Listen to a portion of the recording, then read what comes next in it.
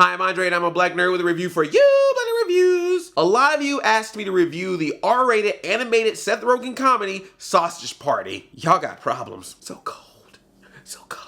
I'm not gonna do my usual good, bad, nerdy with this one. I just gotta talk about this movie and what I saw and what can't be unseen. This is a rated R movie, and I need to stress that. Do not bring your kids to this movie. I know some of you parents are progressive and you're thinking, it's R-rated, what, they're gonna say some dirty words. This is a big thing. My kids have heard that. No, do not. I repeat, do not bring your kids to this. This is R-rated. It is vulgar. Food, sex. There's food, sex in this. Do not take your kids. There's even a few adults that I don't think should go see this movie. There are some adults that may really like this movie. I don't know what you're into. You do you, but you know.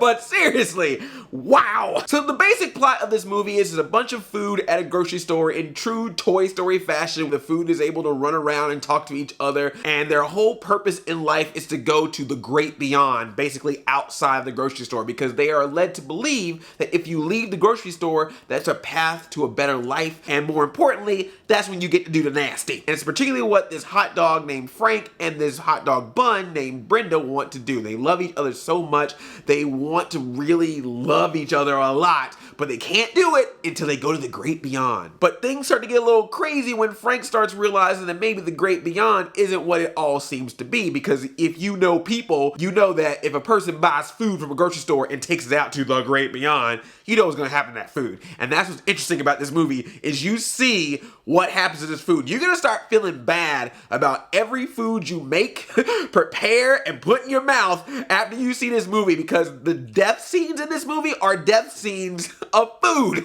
But it's doing basic stuff that we do to food all the time. And it was weird because after seeing this movie, I felt really bad for the food, and then about 10 minutes later, I got really hungry. Like, I ate a burger after I saw this movie. Is that wrong of me? I ate a hot dog before I saw the movie, and then I ate a burger after I saw the movie.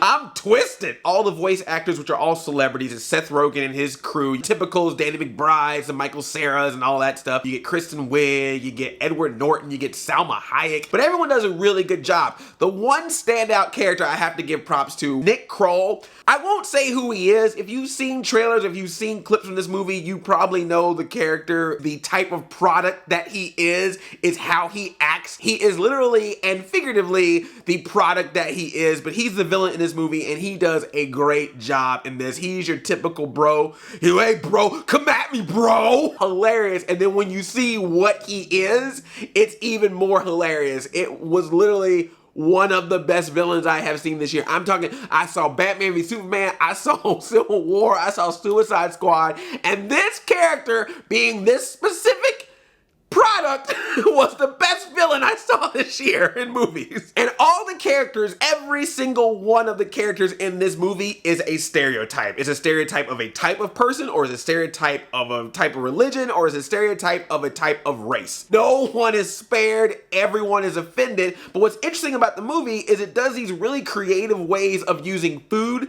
to talk about how we think of other types of people. That's where the movie, I think, shines the most. Yeah, you get a lot of toilet humor, you get a lot of crude humor, you get F-bombs left and right, but when they do that kind of stuff, as offensive as it is, as stereotypical as it is, it's actually also pretty creative. That and the way that they kill food. The whole going to the great beyond, and is the great beyond real? Do we believe what we hear? Obviously a play on religion. There's a lot of allegories to what the food is going through and religion in this movie.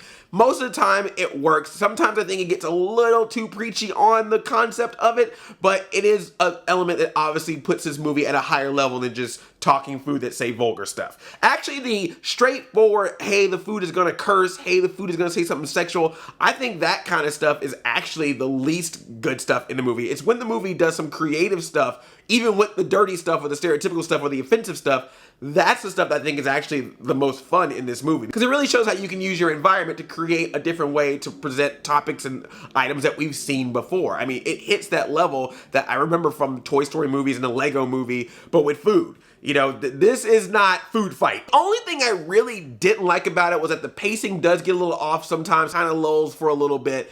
And then there's a thing that happens, kind of like an in-joke type of thing, and I think it would have worked better as an after-credit scene than it did having it in the actual movie. But for a while, you're thinking, well, it is vulgar, it is offensive, but it's not that crazy. It's nothing more than we've seen in any other R-rated film. And then we get to the final act of this thing, and that's when just all hell breaks loose. Everything that you think that this movie was going to be, that you feel like you may not have seen too much of going up to that last act, it goes full on in that last act. And it is just a moment where you don't even know how to react. You just watch it and your mouth is just wide open. You're just like, I cannot believe I'm watching this. What's very interesting for me watching it is I remember when Team America World Police came out, you know, the movie with the marionettes, America! I remember there was a big controversy about it because they had to cut down the sex scene of the marionettes in one of the parts of the movie to give it an R rating, or else it would have been NC-17. I don't know what Sausage Party did to get past that censor, but oh my gosh, there's a point where food get at it. I'm sorry if this is spoiling it, but you just need to be prepared. And it's one of those moments where you're like, oh my gosh, okay, it's not on camera. I'm good, we can just interpret. No, okay, it's on camera now. Okay, there's more of it. Okay, it stopped now. No, there is more of it. Okay, oh my gosh, what am I watching? What did I just pay for?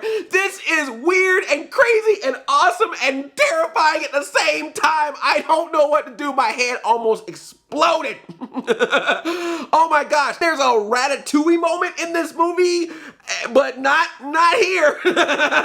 You know, put two and two together. Put two together. Whoa, dude, I'm telling you, this movie is freaking weird. I took my friend Curious Joy on YouTube to see this movie, and I think I had more fun watching her watch the movie as I did watching the movie myself. Like, I'm already like, this is freaking weird, and then I look over at her and see her facial expressions, and that even made it better. Yeah, man, I don't even know what to say about this thing. And what's crazy about all the dirtiness in this movie, it has a musical number done by Alan Menken. Yes, Beauty and the Beast, Aladdin, that Alan Menken, yes, did a song for Sausage Party. I don't even know anymore. I feel traumatized. I don't know what to say. I feel dirty. I feel dirty because I saw this, and I feel dirty because I want to see it again. So let me know what you think of Sausage Party.